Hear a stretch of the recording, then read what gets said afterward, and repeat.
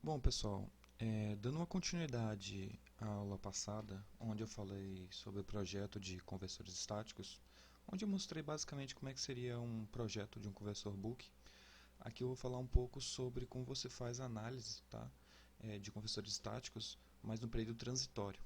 Tá? Para fazer essa análise, eu utilizei o livro de Pomilio, que é de conversores chaveados, e basicamente eu vou dar uma introdução aqui falando como a gente poderia encontrar essas funções transferências que relacionam, por exemplo, a tensão de entrada com a tensão de saída e a função transferência, por exemplo, que representa a variação de ciclo de trabalho, né, que seria o D, com a saída. E qualquer outras coisas, por exemplo, a variação da tensão de entrada com a corrente no indutor e por aí vai.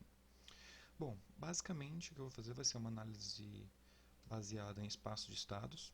Eu sei que tem muitas análises trabalhando com modelos de transformar a chave em uma fonte de corrente, trabalhar o diodo com uma fonte de tensão, mas eu vou trabalhar com esse, que eu acho que talvez é o mais adequado.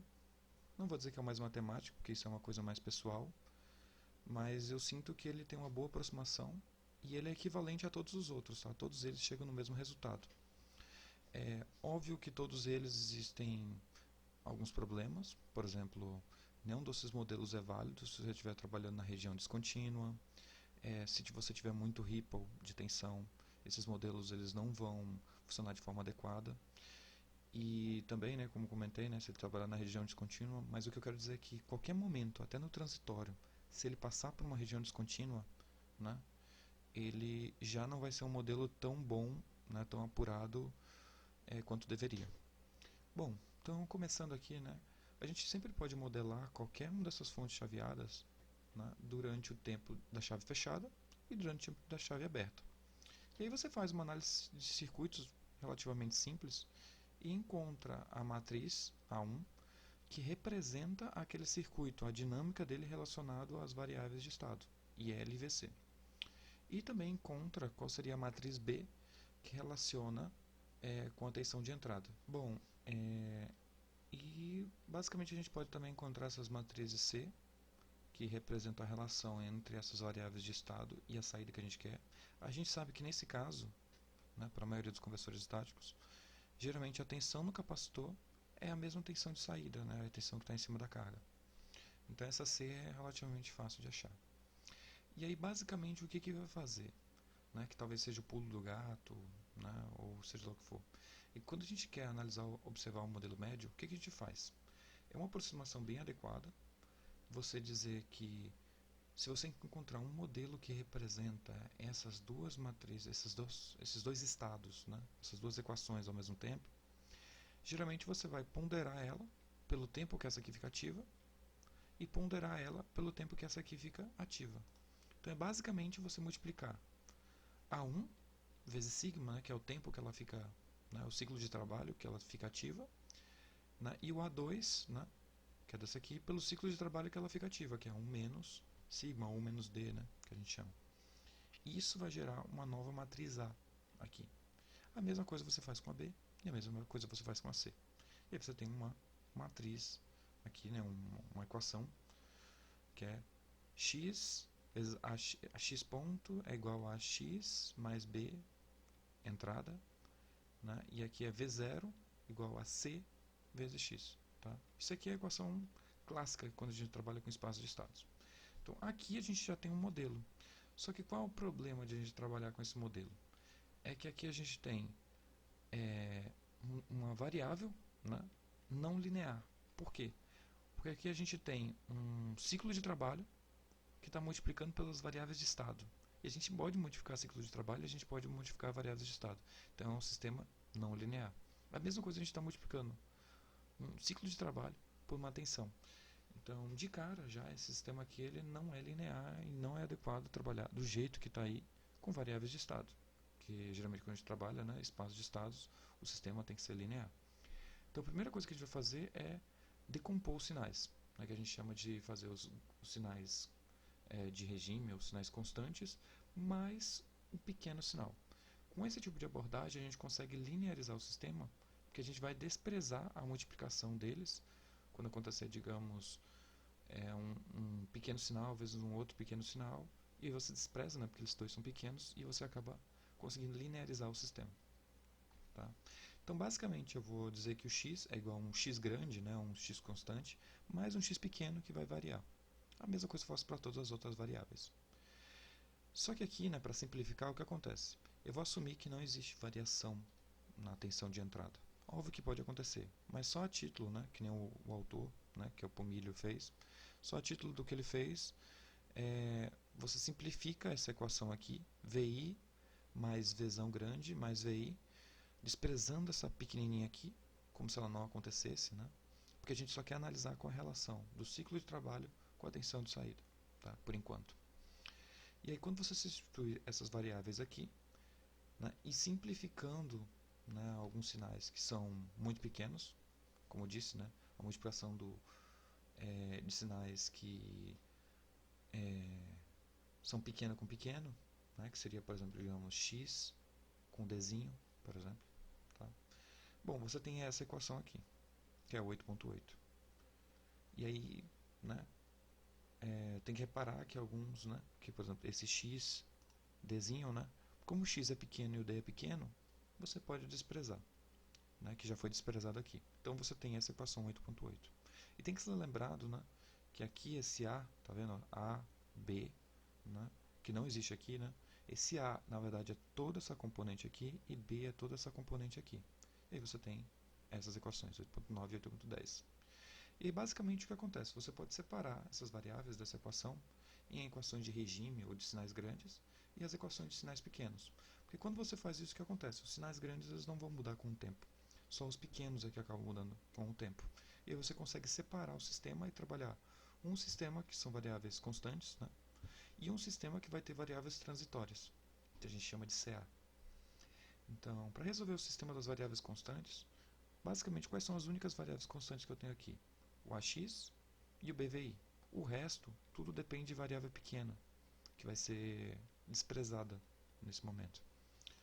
E aí, quando você resolve esse sistema, né, você passa isso aqui para o lado, depois você passa o A como inversa e vai dar essa equação aqui, que é 8.11, que é muito importante para a gente calcular as variáveis de regime, né, ou para você saber a relação entre a tensão de entrada e a tensão de saída, ou a tensão de entrada e a corrente do indutor no sistema.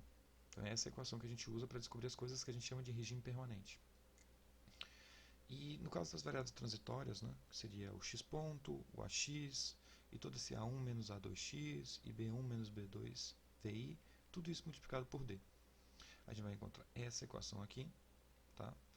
E que para a equação de saída, né, que era ser v0 mais v0, né, v0 pequeno, a gente vai encontrar que para a equação em regime vai dar só o v0 e o cx, né, que são sinais grandes, e pequeno a gente vai ter v0, o c vezes x pequeno, mais o c1 menos c2, x grande vezes o d, que dá essas equações aqui.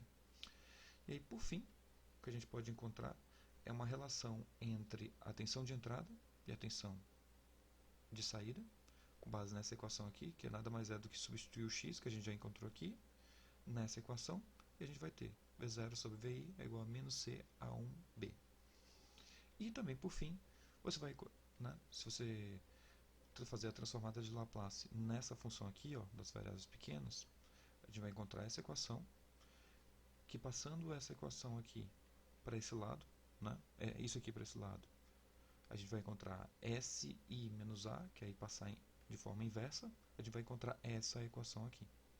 Que substituindo ela, de novo, na equação do cx aqui, ó, do x pequeno, a gente vai encontrar essa equação aqui. Bom, basicamente até agora foi tudo que Pomilio fez. É muito importante que você não decore todas essas equações, você tenha anotado, e não precisa saber também claramente qual todo esse processo matemático foi realizado. O importante é saber utilizar essas equações e a gente poder fazer uma simulação que comprova esses resultados. Então, por exemplo, só para continuar aqui algum desenvolvimento, eu quero saber também a relação com VI, quando eu coloco D igual a zero. Então, basicamente a equação que eu tenho é x ponto igual a ax mais VI, porque eu desprezei o meu D pequeno, dessa equação aqui. Então, eu desprezei todo o meu D pequeno e eu fiquei só com essas equações aqui. né? E com a de VI que não apareceu, mas seria BVI pequeno. Aí eu vou ter essa equação aqui, que quando eu encontro a inversa de Laplace dessa função, que é colocar o S aqui, eu vou encontrar essa equação para x. E claramente eu vou encontrar a relação de V0 com VI baseado nessa equação aqui. Bom, aí você tem equações de 8.22 até a equação 8.1. São 22 equações que eu vou utilizar aqui rapidamente para fazer os cálculos. Então a primeira coisa que eu vou executar é um código que eu criei, que eu vou disponibilizar tudo que eu fiz aqui, que é basicamente para, quando eu executar ele, ele vai me gerar as matrizes de estados de um conversor. Tá? Por exemplo, aqui ele já me mandou a matriz A1, A2, B1, B2, que eu fiz na mão, tá? Basicamente para esses aqui. E para mostrar aqui mais ou menos como é que é essa equação, deixa eu ver se eu estou com ela aqui aberta. Pronto. Então esse aqui é o exemplo do book. Eu fiz para todos, para o book, para o boost, para o book boost, para o cookie, para o cpic e para o zeta. Vai estar disponível. Então, basicamente, aqui é o conversor book, aqui as equações, e basicamente eu transcrevi essas equações aqui para as matrizes de espaços de estados, e quando você executa esse programa, book.mlx, ele simplesmente vai executar esse código e vai te retornar, né, no espaço de memória todos os valores A1, A2, B1, B2, C1, C2, e como eu não dei ponto e vírgula aqui, ó, tá vendo? Ele vai jogar e aparecer eles como resultado, que foi o que aconteceu lá. Então vamos lá, eu executei, apareceu essas matrizes, essa é a primeira etapa. Segunda etapa é calcular as matrizes, as equações 8.9, 8.10 e 8.14. Para isso eu criei as variáveis de estados D, que é a que a gente vai usar aqui, o Dzinho, que a gente vai usar depois, o VI, né, que seria a tensão de entrada, né, a pequena variação de entrada, e o S, que seria a variável de espaço de estados, de função de Laplace. Então quando eu executo essa função, ele vai criar A, B, C, vai executar criar a função h, que é a relação entre v0 e vi, que é aquela equação que foi mostrada, 8.17, e ele vai fazer também a relação de encontrar o x, que são as variáveis de estados, né, que é a equação 8.11, e vai mostrar elas aqui. Ó. Então essa aqui é uma matriz A, essa aqui é a minha matriz B, essa aqui é a minha C, essa aqui é a minha D, ou minha H, e essa aqui é a minha X. Então a gente já percebe que a matriz H, que é a relação entre a entrada e a saída, ou a saída e a entrada, ela é basicamente a relação a D, que é o clássico do book, né? Então, V0 é igual a tensão de entrada vezes o ciclo de trabalho. Bom, continuando aqui, aqui a gente tem todas as equações de regime transitório. Então a gente tem 8.19, que basicamente eu escrevi ela, e a gente tem aqui. A gente tem a equação 8.20, basicamente essa aqui. A gente tem a equação 8.21, que eu vou executar aqui, que seria essa aqui, que é a relação entre as variáveis de estado e a tensão de entrada. E a gente tem essa última questão aqui, que seria T2, que é a relação entre a tensão de entrada, ou a tensão de saída e a tensão de entrada. Então, esse aqui é um programa bem simples para executar isso. Eu vou deixar ele disponível, tá? Para qualquer um que tiver usar. Mas basicamente a primeira coisa que eu vou fazer é vamos simular um programa para verificar se essas equações aqui estão vamos dizer assim, são boas o suficiente. Então aqui você vai fazer a simulação do book, book boost e do boost. Vou entrar aqui na simulação do book, eu vou entrar aqui no projeto. Vamos lá. Pronto. Basicamente, aproveitando da aula passada, eu tenho um circuito propriamente dito. Eu tenho uma análise do momento médio de regime, que é aquela equação que eu já mostrei na aula passada, que é só calcular qual é a relação de entrada e saída. E aqui eu tenho um outro modelo médio em regime, que é para as variações, né, de pequenos sinais, mais grandes sinais, né, tanto de tensão de entrada quanto de ciclo de trabalho. Eu tenho aqui o modelo completo e aqui eu tenho uma análise de pequenos sinais, que aqui eu fiz mais ou menos assim, eu posso comentar ou descomentar essa região. Se eu quero analisar um pequeno sinal em ciclo de trabalho, eu utilizo isso aqui. Se eu quero analisar uma variação de tensão, né, então eu uso esse aqui. Deixa eu ver se tem mais alguma coisa aqui. Bom, basicamente algumas modificações que eu fiz aqui, eu troquei para uma fonte de tensão para poder colocar os distúrbios de pequenos sinais. E aqui eu tenho o código, tá? Que é basicamente utilizar as equações. Então aqui eu coloco os parâmetros do meu projeto. E aí eu já uso um run de parametrização, que é basicamente ele fazer aqueles cálculos que eu já mostrei na aula passada, para ele definir quais são os valores de L e C que fazem o conversor funcionar nesse projeto, tá? E aqui eu já escolho quais parâmetros que eu vou trabalhar no sistema. Aqui eu, por exemplo, estou usando o D igual a 0,3.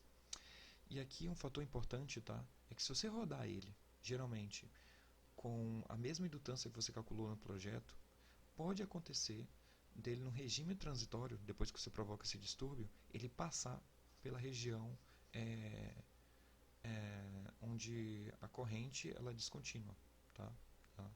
Então, é interessante você aumentar esse valor da corrente aqui, dependendo do projeto que você esteja fazendo, para garantir que para aquele transitório que você esteja simulando, em todo momento a corrente vai estar trabalhando na região contínua, tá? Ela não vai ter nenhuma descontinuidade de corrente e o modelo vai ser mais adequado.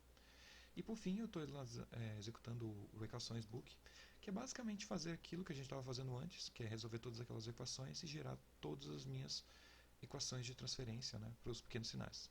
Então, basicamente é isso que está fazendo aqui, e eu vou simular. Então, a gente tem aqui as equações em relação a VD. Eu estou falando um distúrbio de D de valor de 5 volts, e vou fazer a simulação aqui bem rapidinho. Ela não demora para compilar, então, em geral, menos de 30 segundos ela já está executando. Vamos lá. E pronto, já podemos ver os resultados. Então aqui a gente já tem que inicialmente a corrente era de 15 amperes e a tensão é de 15 volts. Depois o distúrbio, né, que eu fiz um distúrbio de tensão de 5 volts, né, a tensão passou a ser 16,5. Lembra que o dead cycle era de 0,3. Então seria 5 vezes 0,3, que dá 1,5 volts. Então por isso que depois, né, o modelo médio ele diz que no regime você teria uma tensão de 16,5 e uma corrente média de 16,5. E vamos verificar como é que aconteceu o transitório. Então a gente tem aqui o gráfico. Vamos ver se ele vai abrir. Pronto. Vou dar aqui uma abertura aqui no scope. Então o que acontece? Em vermelho, aqui a gente tem a tensão do circuito em si, tá? Então aqui ela está chaveando, a gente está vendo aqui ela chaveia pra caramba.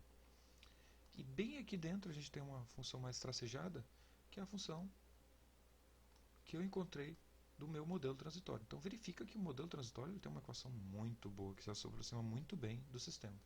A mesma coisa para a corrente. Né? Você aconteceu o distúrbio e ela está aqui, seguindo. Tá? Não sei se dá para enxergar direito, mas ela está seguindo muito bem. E repare que ele está passando relativamente longe da região, né, de descontinuidade. Né? Se ela estivesse tocando esse eixo zero aqui, a gente teria uma descontinuidade de corrente e o modelo já não funcionando de forma tão adequada. Vamos agora simular um distúrbio em D. Então eu vou tirar o distúrbio de tensão e vou colocar só um distúrbio de ciclo de trabalho, que vai ser agora um distúrbio de 0,02.